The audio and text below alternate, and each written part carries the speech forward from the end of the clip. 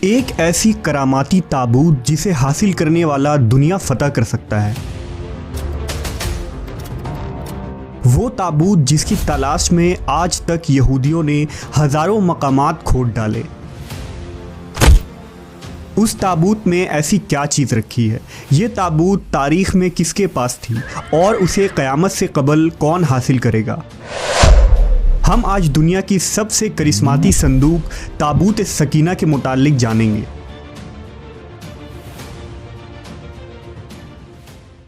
ہر دور میں مسلمان، عیسائی اور یہود ایک دوسرے سے مخالف رہے ہیں، مگر ایک جگہ جس پر تینوں مذاہب متفق ہیں وہ تابوت سکینہ ہے۔ یہ ایک معجزاتی و کراماتی تابوت ہے جو مومنوں کے دل میں سکون و قرار کے غرض سے نازل ہوا تھا اور حضرت آدم علیہ السلام سے خاتم الانبیاء کی میراث رہی، جس کی وجہ سے اس کی عظمت و حرمت بہت زیادہ ہے۔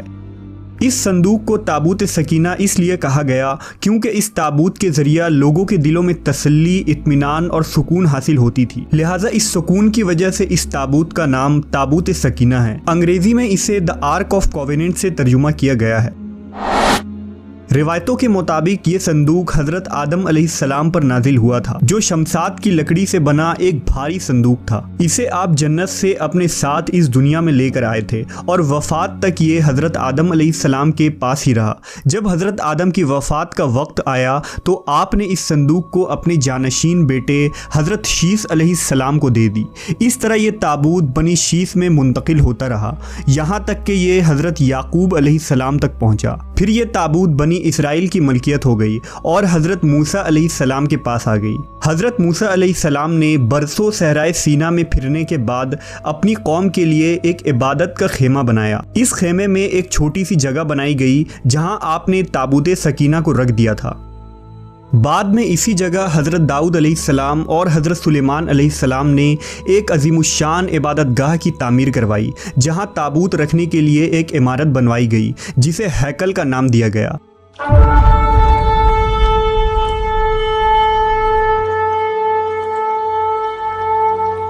یہ عمارت جنات کی مدد سے بنوائی گئی تھی، جس میں قیمتی پتھر، یاقوت، زمرد اور سونے چاندی کے تختیوں کی دیواریں تھیں۔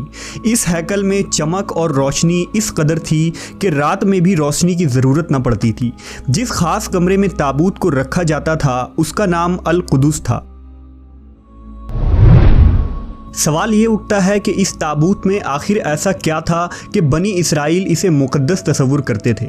دراصل اس تابوت میں پیغمبروں کے تبرکات تھے، جن میں لوح قرآنی، توریت کی تختیاں کے ٹکڑے، من و سلوہ، حضرت یوسف علیہ السلام کا کرتا، ہارون علیہ السلام کی قبا، موسیٰ علیہ السلام کا عصا اور امامہ اور حضرت سلیمان علیہ السلام کی انگوٹھی تھی۔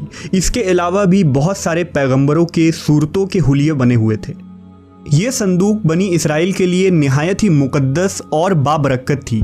بنی اسرائیل جب کفار سے جنگ کرتے تھے اور دشمنوں کے بڑے بڑے لشکر دیکھ کر ڈر جاتے تھے اور ان کے دل کی دھڑکنیں تیز ہو جاتی تو وہ اس صندوق کو اپنے آگے رکھ لیتے۔ اس کے بعد اس تابوت سے ایسی رحمتوں اور برکتوں کا ظہور ہوتا کہ بنی اسرائیل کے جوانوں کے دلوں میں سکون و اطمینان پیدا ہو جاتا اور ان کے لرزتے ہوئے دل چٹان کی طرح مضبوط ہو جاتے۔ اس طرح انہیں ہر جنگ میں فتح حاصل ہو جاتی۔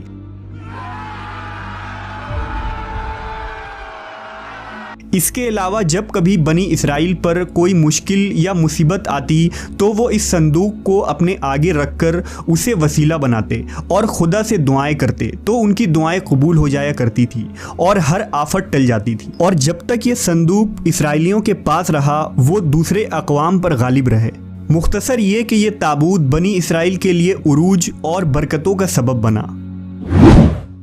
مگر جب بنی اسرائیل طرح طرح کے گناہوں میں ملوث ہو گئے اور ان لوگوں میں سرکشی اور کفر کا دور دورہ ہو گیا تو ان کی بدعمالیوں کی نحوست سے ان پر خدا کا یہ غضب نازل ہو گیا کہ قوم عمالقہ کے کفار نے ایک لشکر جرار کے ساتھ ان لوگوں پر حملہ کر دیا۔ ان کافروں نے بنی اسرائیل کا قتل عام کر کے ان کی بستیوں کو تاخت و تاراج کر ڈالا، عمارتوں کو توڑ پھوڑ کر سارے شہر کو تہس نہس کر دیا اور اس مقدس تابوت کو بھی اٹھا کر لے گئے۔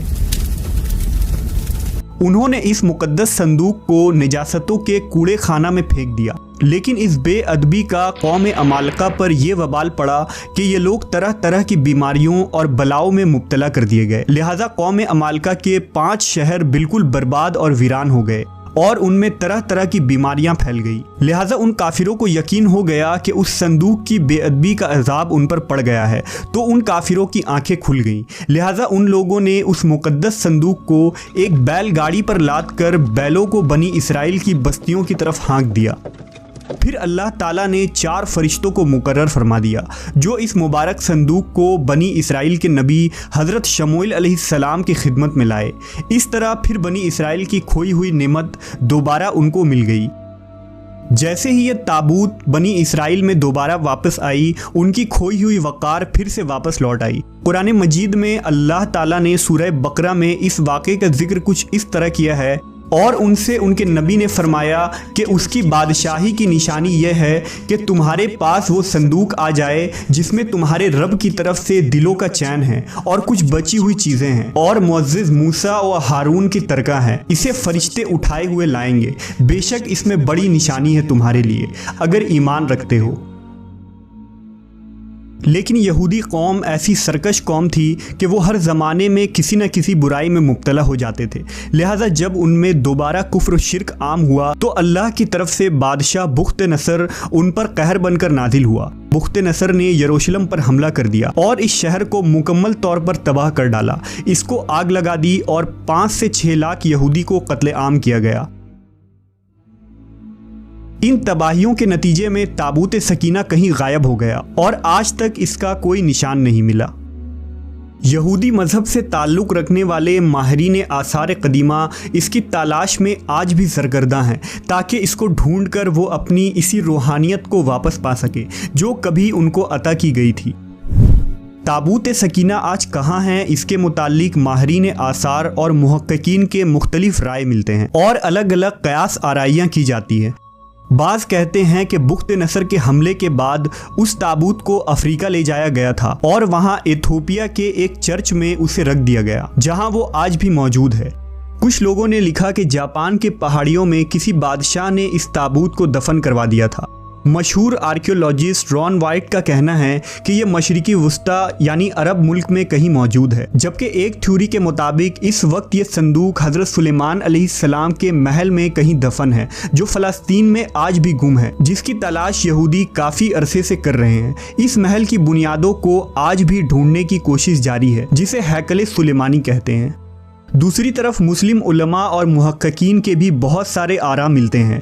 بعض کے نزدیک یہ تابوت صوفیوں کے پاس ہے جو ہر دور میں یکے بعد دیگر ان کے پاس منتقل ہوتی رہتی ہے، جبکہ اہل تشیع کے نظریات یہ ہیں کہ یہ صندوق ایک زمانے تک ائمہ اہل بیت کے پاس رہا۔ اس کے بعد یہ امام مہدی علیہ السلام کو ورثے میں مل گیا جسے آپ قرب قیامت میں اپنے ساتھ لے کر ظاہر ہوں گے اور اس تابوت کے ذریعہ آل یہود پر فتح حاصل کریں گے۔